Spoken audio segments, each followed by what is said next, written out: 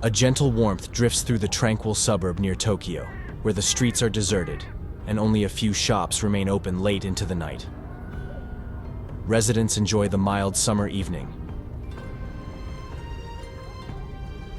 In their modest apartment, dimly lit by a few lanterns and decorated in a pop-modern style where no space is left unfilled, lives a young couple. Seemingly ordinary, they are far removed from opulence, their lifestyle outwardly tranquil. Yet, the ambitions lurking in the dark corners of their existence could unravel into dramatic consequences. Tinkling sounds of porcelain mingle with a soft melody, setting a serene end to the evening for a seemingly unremarkable couple. In the kitchen, Akiko hums a tune, her every movement deliberate and careful as she prepares her tea. Barely in her mid-20s, she considers herself fortunate, already possessing everything she could wish for. Owner of a quaint flower shop, she spends her days amidst vibrant colors and sweet scents, crafting bouquets that bring her pure joy. This joy she shares with Kazuo, her companion of 4 years, whose talents she admires deeply, believing they are a well-matched pair of passionate souls. Kazuo, just entering his 30s, pores over business magazines, keen to understand the fluctuations of Japan's economy, an interest tied closely to his livelihood as a jewelry designer who, 2 years ago, ventured out on his own. He pours his soul into each creation, his style fresh and inspired. Yet despite his efforts, his business struggles against the tide of economic crisis. For Akiko's sake, he maintains a facade of satisfaction. But beneath this veneer burns a fierce desire to succeed and prove his worth, to elevate their status and one day live in luxury in the heart of Tokyo. There was a time when his love for Akiko seemed enough. She was his support, his muse, inspiring him to be better. Secretly, however, he resents her contentment with their simple life as bills mount and his clientele dwindles. Yet, out of love, he masks his discontent, maintaining a cheerful demeanor and tender embraces. But deep down, he knows that one day he will rise to the top. For now, he endures the usual evenings, adhering to small rituals with a smile that is all facade, waiting for better days to come. The night has well begun, and the air feels charged with the promise of tumultuous days ahead.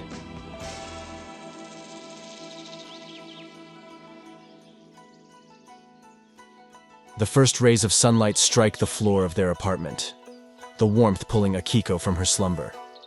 No longer surprised to find herself alone, the feeling of solitude still weighs heavily.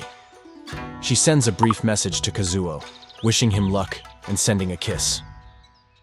It's already late, and she needs to open her shop, yearning to see her beloved before heading to work. The monotonous sound of train tracks fills the air, but Kazuo pays no heed, his gaze fixed on the horizon, pondering strategies to charm potential buyers. His current endeavor involves touring Tokyo's jewelry stores with his finest pieces in a small black leather case, identifying areas that could provide the most clientele. Despite his love for Akiko, his growing frustration isolates him further into his ambitions.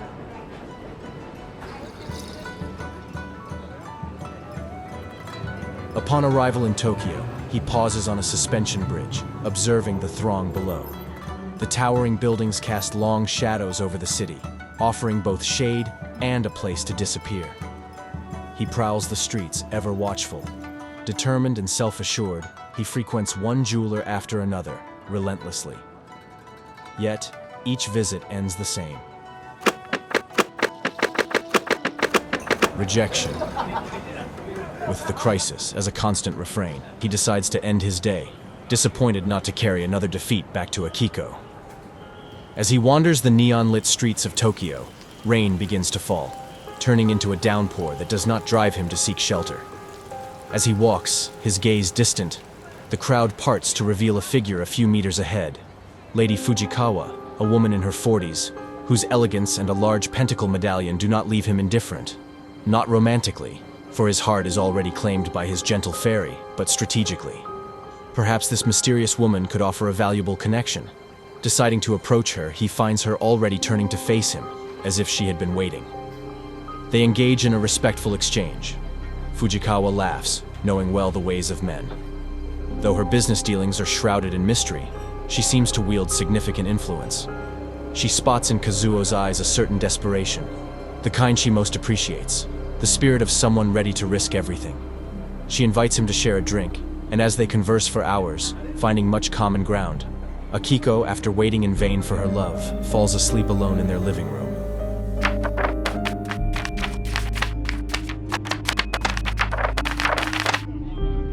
Weeks had slipped by since Kazuo's fateful encounter with Lady Fujikawa.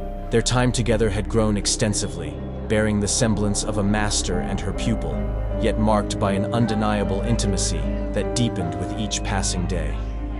As this new alliance flourished, another bond tragically waned. Akiko found herself increasingly forsaken. Nevertheless, she harbored her sorrows silently, her unwavering trust in Kazuo unshaken as she placed his happiness before her own. She often sat before her flower shop, gazing into the heavens, hopeful for his success, unaware that Kazuo had ventured into realms far beyond their ordinary world, a dark realm which even he had yet to fully comprehend. Under Fujikawa's influence, his former life began to fade from view, his focus now entirely captivated by her. When Fujikawa perceived Akiko as a hindrance to his ambitions, she seized the moment to bind him closer to her. The moment had arrived to reveal the hidden truths that surrounded her. Fujikawa led Kazuo to her manor, an enigmatic edifice hidden in plain sight amidst Tokyo's ceaseless activity. The mansion itself loomed large, its grand Gothic contours rising starkly against the urban sprawl. Sharp, angular rooftops intersected the sky, while a legion of gargoyles stood guard, their stone faces etched with menacing scowls. It was in this unwelcoming and clandestine setting that Fujikawa chose to bring Kazuo. Down a spiral staircase they went, arriving at a grand library filled with an oppressive air, thick and suffocating. Fujikawa, with a sinister smile, reassured him. ここでの薄い空気になれるでしょう。You'll grow accustomed to the thin air here. Kazuo wanders through the vast library. He was struck by the sheer magnitude of its ancient contents. あの場所、何がおかしいんだろう。Multiple floors rose around him, each crammed with rows upon rows of ancient, dust-laden books, the smell of old paper and forgotten secrets permeating the air. The library seemed detached from the familiar world, a portal to a realm shrouded in darkness and mystery. As he turns the pages of ancient books, the air around him seemed to pulse with a quiet, insistent whispering. Drawn by the haunting chorus of whispers, he found himself wandering deeper into the library. There, nestled in an alcove, he discovered an object that seemed even more out of time. A scroll encased within a bubble of glass, resting on its own pedestal. The scroll appeared exceedingly ancient, its edges frayed and its surface a web of intricate fading ink. As Kazuo reached out, captivated by the mysterious artifact, his hand hovered just inches from the glass, eager to unravel its secrets. But he pauses, noticing a detail that sent a chill through him. The parchment was marked with a distinctive seal, a symbol he had seen before. His gaze flickered from the scroll to Fujikawa, recalling the pendant that often hung around her neck. The same emblem was etched upon it, a complex design that now seemed to suggest a deep, intrinsic connection between the scroll and Fujikawa herself. Captivated, he grasped the glass dome with both hands, ready to release the ancient parchment from its enclosure. Kazuo! She called, her voice abruptly severing the thread of whispers. Startled, Kazuo jerked back, not having sensed her approach. She moved towards him with a stern demeanor, her eyes briefly flicking to the scroll with a flash of recognition. Or was it caution? "It is time," she repeated, her tone leaving no room for protest. Kazuo withdrew his hand reluctantly, his mind racing with questions about the seal, the scroll, and how deeply Fujikawa might be entwined with the dark mysteries held within these ancient texts. The voices faded into silence as he followed her, but the image of the seal burned in his mind. They settled on the floor, encircled by an arrangement of magatama beads, their kama shapes arrayed in a meticulous pattern that resonated with an ancient power. As Fujikawa began her incantations in a tongue unknown, the air around them thickened, growing colder and charged with a palpable tension. A mystical veil, like a shimmering mist, began to weave through the air. This spectral shroud, drawn from the energy of the magatama, enveloped Kazuo, subtly binding his will to Fujikawa's. The magatama, vibrating softly on the floor, seemed to channel her spellbinding voice directly into the fabric of his soul, ensnaring him within the threads of her ancient and dark incantations. The ritual deepened in intensity, and Kazuo felt the veil tighten its grip, rendering him increasingly susceptible to Fujikawa's influence. Each chant that echoed in the cryptic language drew him further into a state of enchantment, his mind clouded with visions of power and grandeur. These images assailed his senses, flooding him with promises of realms and riches beyond the grasp of ordinary men. As Fujikawa's voice commanded him to fully commit by placing his hand upon the book, Kazuo, now caught in the web of her enchantment, found his resistance waning, drawn irresistibly to comply with her demands. As Kazuo placed his hand upon the ancient book, a flood of dark visions surged into his mind, vivid images of past malevolent deeds, undoubtedly those committed by Fujikawa. The book acted not merely as a repository of forbidden knowledge, but as a catalyst of energy, binding its victim to Fujikawa's dark will. It was then that the book, serving as a conduit for these sinister energies, demanded from Kazuo the ultimate sacrifice. It asked for what he cherished most. Images of Akiko, vivid and piercing in their clarity, assaulted him. Her face, the embodiment of everything pure and good in his life, became a stark contrast to the darkness that now enveloped him. For a fleeting moment, the mystical veil that had clouded his judgment thinned, allowing Kazuo a glimpse of the grim reality he faced. Terror gripped him, and a desperate urge to end the ritual surged within. However, sensing his faltering resolve, Fujikawa acted with a dark determination. She reached for the pendant that always adorned her neck, known to her as more than a mere ornament, but a reservoir of ancient and malevolent power. Whispering an incantation lost to time, the pendant began to pulsate with a sinister, blood-red glow.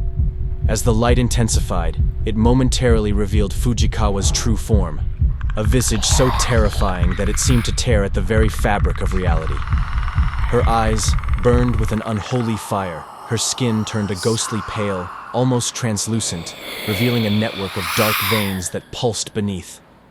And her voice transformed into a cacophony of echoes, as if multiple beings spoke through her at once. The air around her crackled with the power of the netherworld, and a cold, oppressive dread filled the room. This surge of dark energy from the pendant enveloped Kazuo.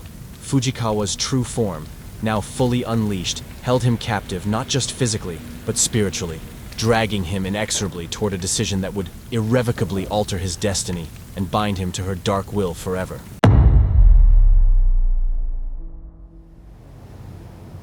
Outside, the night cloaked the world in its impenetrable black shroud. Inside her dimly lit living room, Akiko waited with dwindling hope for a message from Kazuo, who rarely slept at home anymore, claiming the demands of late work hours. Devastated, yet restrained by love, she shied away from probing too deeply into the reasons for his absences, fearing what truths might lie beneath his changed demeanor. Financial strains seemed to weigh heavily on Kazuo, and Akiko considered selling her flower shop to alleviate some of his burdens, hoping it might bring him some relief. Suddenly, the sound of keys jingled in the silence, and the front door creaked open, followed by slow, dragging footsteps. Akiko's heart leapt with joy. Kazuo had returned unexpectedly. Yet, as he entered, the apartment felt altered. The once warm and inviting space now seemed to echo with loneliness and a pervading sadness, stripped of its usual comfort and love. Kazuo held a black cloth bag adorned with golden motifs, his demeanor distant and cold, unaffected by Akiko's welcoming smile. He handed her the bag mechanically, and she placed it on the table. Inside, Akiko found an antique Japanese tea set, its dark colors and thorny vine patterns uncharacteristic of her taste. Despite this, she thanked Kazuo with a broad smile, appreciating the gesture.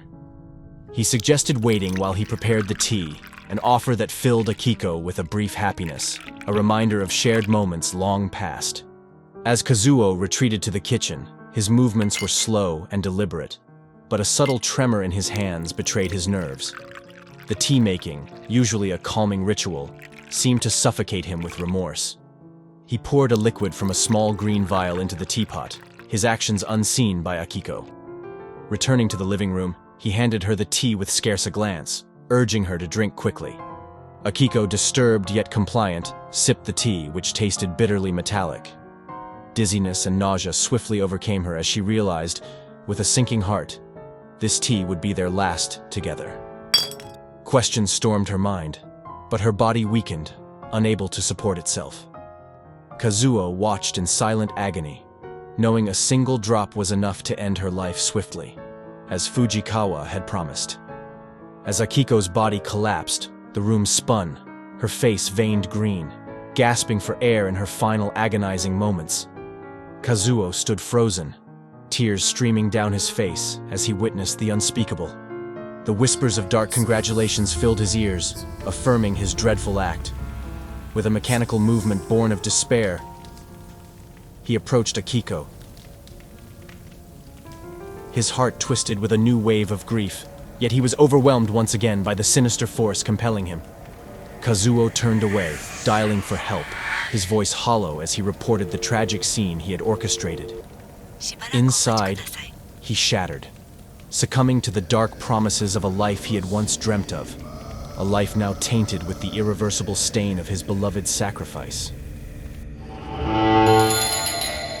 Days and nights blended into a relentless procession, and the memories of a life once filled with shared love had eroded like sand underfoot. Kazuo, now in the throes of a meteoric rise, found himself engulfed in a whirl of gala events and high society gatherings, where artificial smiles and feigned friendships abounded. His success had not only launched him into the highest echelons of society, but also onto the covers of Japanese business magazines. Celebrated as a talented jeweler who was redressing the downtrodden Japanese economy, his face and stories graced television screens and interviews, where he was heralded as an innovator. Adorned in the finest attire and driving the sleekest cars, he watched over Tokyo from the towering vista of his luxury apartment. Yet, despite the opulence, a gnawing emptiness pervaded, with only a sinister presence for company, a constant chill that seemed to whisper of his isolation. Though less seen now, Fujikawa's influence lingered like a shadow. Her sparse communications did little to reassure him. Inwardly, Kazuo felt relieved. He had obtained what he desired. Yet, the terror of having bargained with otherworldly powers tainted his triumph, casting a pall over his newfound wealth. The more he immersed himself in this glittering world, the more he sensed a drain on his vitality, his nights plagued by nightmares that seemed to age him prematurely. At one gala, perched atop the grand staircase overseeing a room of backstabbing elites, he realized he was no different from them, having committed the ultimate betrayal himself. Then, a muffled sound pierced through the murmurs of the crowd, a voice calling his name. Startled, Kazuo tried to trace the source of the faint whisper, which seemed surreal. He thought himself mad until he glimpsed a dark, vague shape at the end of the corridor. As he approached, it vanished, only to reappear behind him, more distinct this time, frozen, almost lifelike. It was Akiko's silhouette. Seized by terror, Kazuo fled the manor, his heart pounding as he drove through the desolate streets of Tokyo. Abruptly, the apparition of Akiko manifested in the middle of the road. He braked too late, his instincts torn between stopping and wanting to drive through the specter. After halting, he looked back. But she had disappeared, leaving only the haunting silence of the city.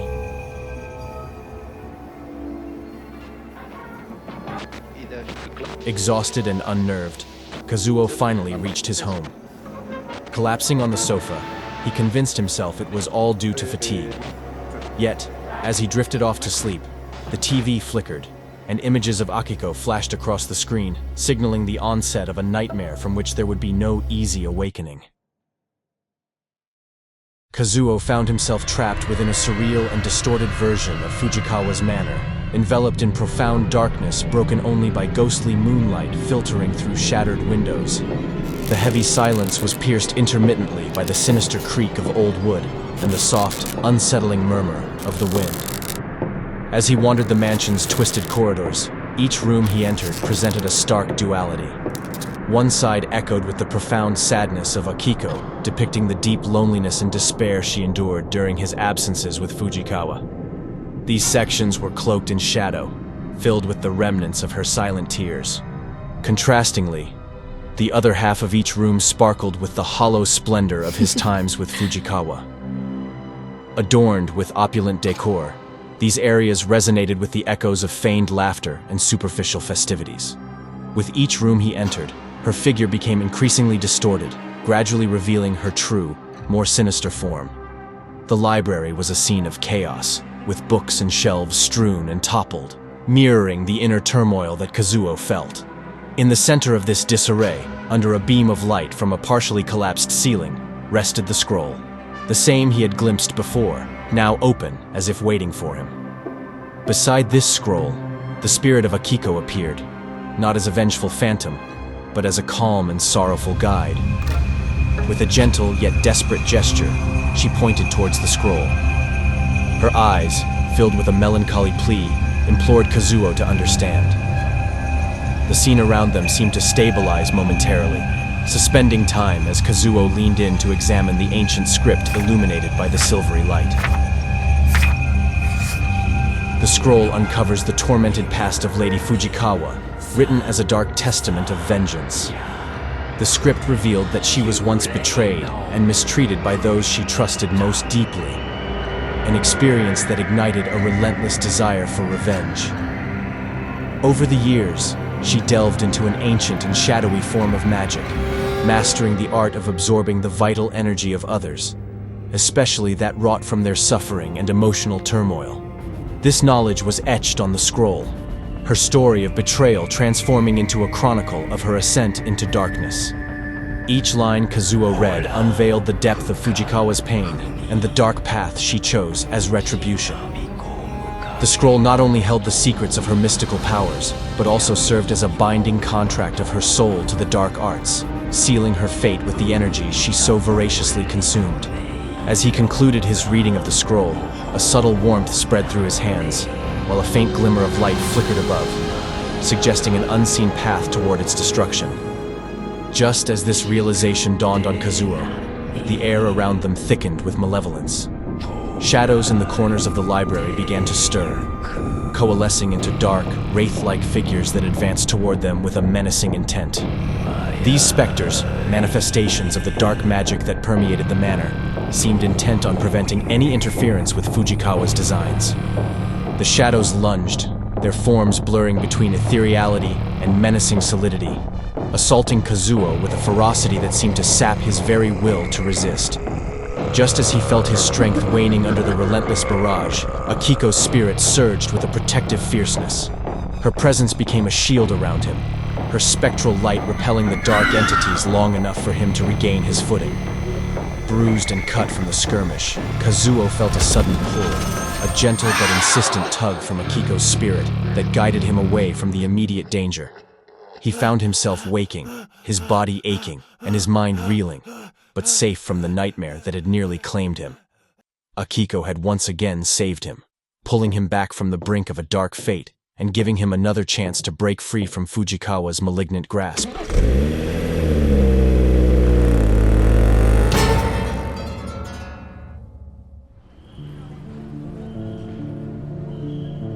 As Kazuo sped through the deserted streets of Tokyo, the city seemed to hold its breath under the watchful gaze of a blood-red moon hanging low in the ink-black sky. The few souls still awake at this hour were likely nestled in dimly lit corners of the city, far from the spectral drama about to unfold.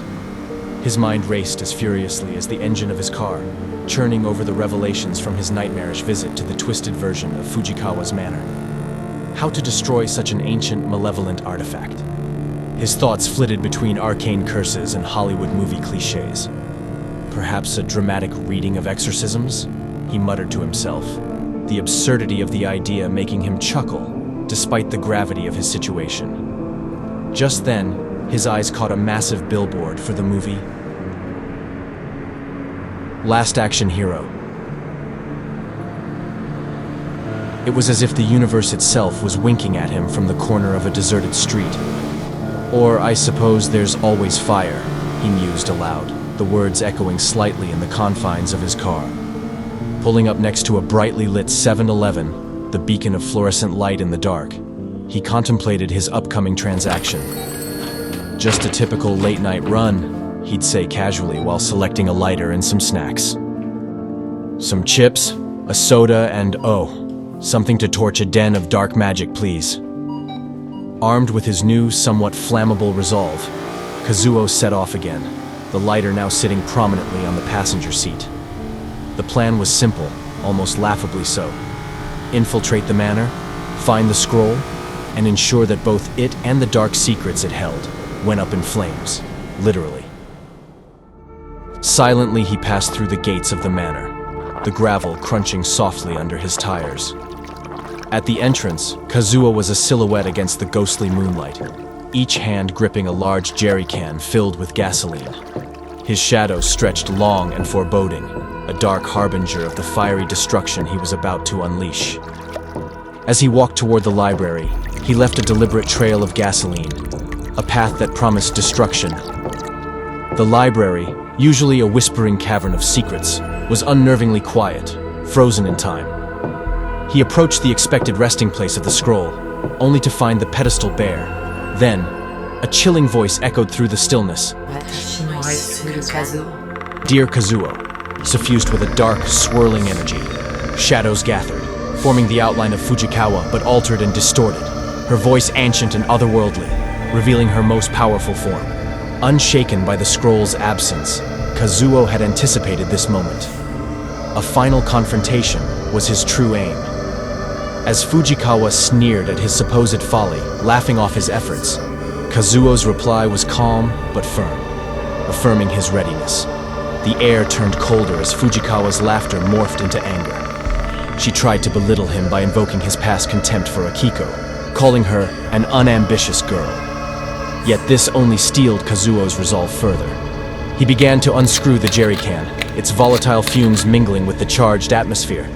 Fujikawa, sensing the gravity of his actions, trembled and hastily warned that the scroll was no longer within the manor. Kazuo smiled knowingly. I understand, but your true form can only manifest when the scroll is near. It is bound here, isn't it? Just a fragile piece of paper, vulnerable beyond these walls. The realization struck Fujikawa hard. She faced a determination in Kazuo she had never encountered, a conviction reinforced by an unseen, warm presence he claimed was Akiko's spirit. As she made one last desperate attempt to sway him, Kazuo drenched himself in gasoline. Fujikawa's dark form surged towards him in a futile attempt to intervene, but with a swift flick, Kazuo ignited the lighter. Flames wrapped around him, his gaze fixed and unyielding as he accepted his chosen end. For the first time, fear flickered across Fujikawa's face. She watched as the fire spread quickly, devouring centuries-old texts and artifacts that had sustained her power. As the library was consumed by fire, Fujikawa reverted to her human form, realizing that this blaze was her release from centuries of torment. Outside, the manor was a beacon of fire against the night, attracting the city's gaze with sirens and flashing lights. The inferno marked an end and a release, not just for Fujikawa, but for Kazuo too, whose final act was one of redemption and tragic resolve. Thanks for watching. I hope you enjoyed the story. Don't forget to subscribe for more tales like this. See you next time.